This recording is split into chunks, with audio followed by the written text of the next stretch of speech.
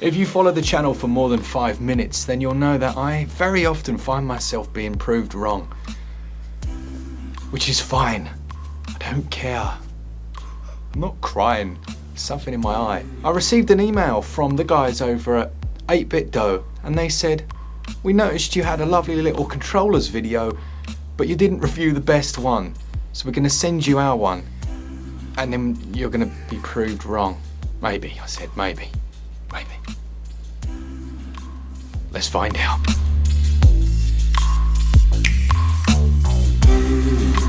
Before we go into the controller, I want to cover this little nugget as well that I found recently. It's called the Gully Kit Root Air, and it's the Pro version. I don't really remember the standard version, but it sounds good.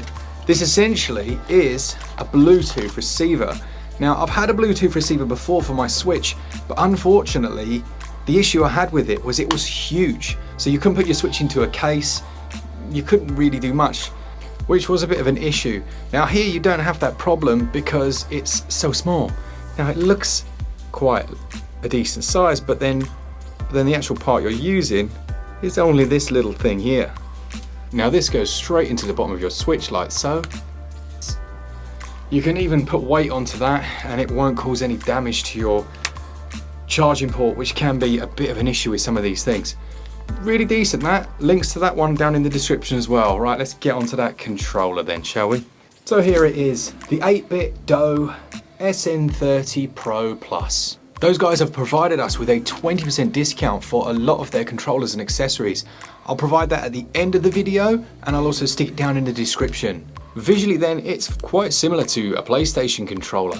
You have your pressure sensitive triggers for games that support those. I think there are certain races already on Switch that actually support those, which is great. It's compatible with almost every device. So I've been using this with my Android phone to play the new GeForce Now service, which is pretty sweet, it has to be said. You can connect it to your Mac, you can connect it to your PC, your Switch, your phone, your iPad. You can even attach it to a Raspberry Pi. In terms of the buttons that you've got on the front, your D-pad here is very good. It's very easy to roll. It doesn't, like the official one, kind of get stuck at each point. You can move all the way around really easily. There's one thing over here which is brilliant. It's essentially concave and convex buttons based on where your finger's going to rest. When your hand rests across the controller, you don't want a concave button here, you want a convex one, because you almost push it with the middle of your thumb, and it works brilliantly. The same goes for the analog sticks themselves. They have a nice rubberized finish, as do the start and select buttons as well. But I was really impressed by those buttons. They are nice and clicky. They're not too clicky. They don't feel cheap clicky. One thing that I will say about this one that I also really like is that it has a proper Type-C connector so that you can actually charge it with your Switch console cable, which is a sensible addition.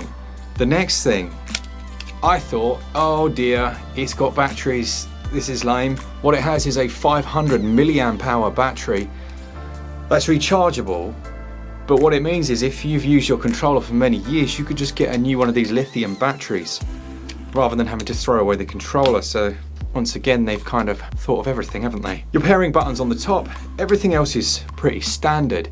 It does have motion controls. The gyroscopic controls in these are very good. The HD rumble in this is really solid, it's nice, and I'm really clutching at things that I could say that are negative. Another really interesting feature that I've not heard anyone talk about is that you can remap totally all the buttons on the controller. This is again really important. If, and I hate to mention it twice, you're using any cloud streaming services, often the controller buttons can be all over the place. But using a piece of software that I'll show you on the screen, you can actually choose exactly what buttons do what, change the sensitivities to match your preference.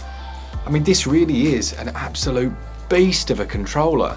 As I promised at the beginning of the video, here is the link to a 20% discount. If you go down to the description, it doesn't give us any money, but it does show them, hey, they clicked off of a SwitchUp video.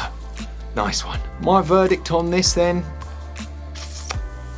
I did say at the start I've been wrong a few times. I don't think I was wrong in this instance because I didn't have the controller to try, but what I will say is you in the comments saying this is the best controller on Switch were wrong. Yes.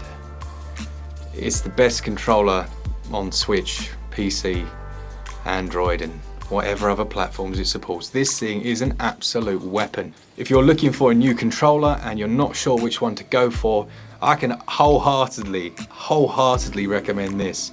This is a great controller, and having reviewed all those other ones, they kind of do pale a little bit in comparison to this little beast. Big thanks to those guys for sending that over, for once again making me prove that I'm not completely infallible. And to you for watching. Let me know down in the comments what you think of this one, and to our patrons who support the channel each and every month. If you want to join them, all the links will be wherever those links are in the description. For all things Switch, all the time, keep it Switch up. Cheers guys, see ya!